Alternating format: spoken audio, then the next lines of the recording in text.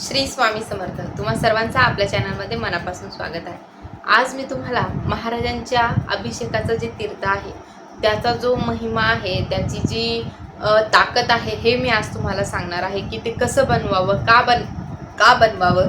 मी एक मागे अनुभव शेअर केला होता बघा, की त्या ताईंना संतान प्राप्ती नव्हती आणि त्यांनी फक्त महाराजांच्या मूर्तीचं जे तीर्थ आहे ते पिऊन पिऊन त्यांना संतान प्राप्ती झाली. डॉक्टरांनी त्यांना नव्हतं सांगितलं बाळ होईल म्हणून, पण त्यांनी झाली. मी तो अनुभव आहे माझ्या चॅनलला, तुम्ही जाऊन बघा.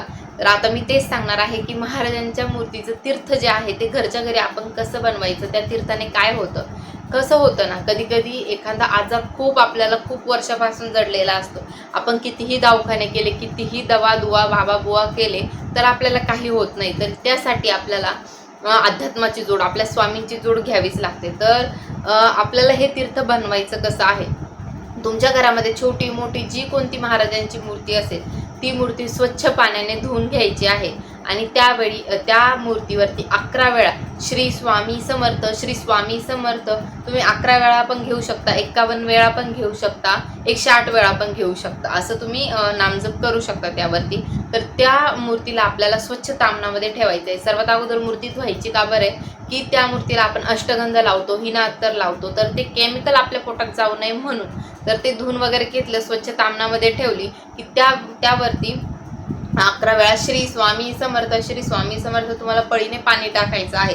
आणि जे काही खाली तीर्थ साचेल ते तीर्थ एका वाटीमध्ये तुम्ही जमा करा आणि ते तीर्थ तुम्ही प्राशन करायला सुरुवात करा. तुम्ही हे फक्त 21 दिवस ही सेवा करा.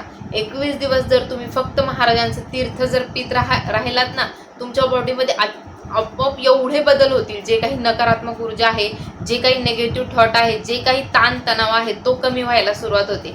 ज्यांचे आजार आहे काही दिवसांनी काही व्यक्तींना खूप आजार असतात, ते कितीही गोळ्या वगैरे खाल्ल्या तरी बरे होत नाही. त्या व्यक्तींना फक्त 21 दिवस हे तारक मंत्राचं महाराजांचं मूर्तीचं जे अभिषेकाचं तीर्थ आहे ते द्या. याने भरपूर असे फायदे होतात. हे स्वतः मी केलेलं आहे. कधी कधी काय होतं ना, की घरात सगळं चांगलं असताना आपल्याला खूप हरल्यासारखं होतं, खूप टेन्शन येतं, खूप ताणतणाव येतो.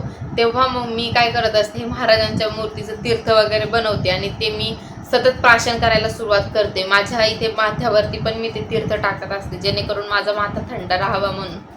हे असं भरपूर वेळा होतं. आणि जेव्हा पण मला असं डिप्रेशन झाल्यासारखं होतं, एन्झायटी होते, तेव्हा मी महाराजांचं तीर्थ घेत असेल. तुमच्या घरामध्ये लहान मुलं असेल तर त्यांना हे तीर्थ द्या. घरातील वृद्ध व्यक्ती असेल त्यांना द्या. आणि खरं म्हटलं तर हे तीर्थ सगळ्या घराने जरी घेतलं ना तरी चांगलं आहे. आपले जे माणसं आहेत ते बाहेर जातात कामाला, एखादी व्यक्ती जर बाहेर गेली ती घरी येईल याची शाश्वती नसते.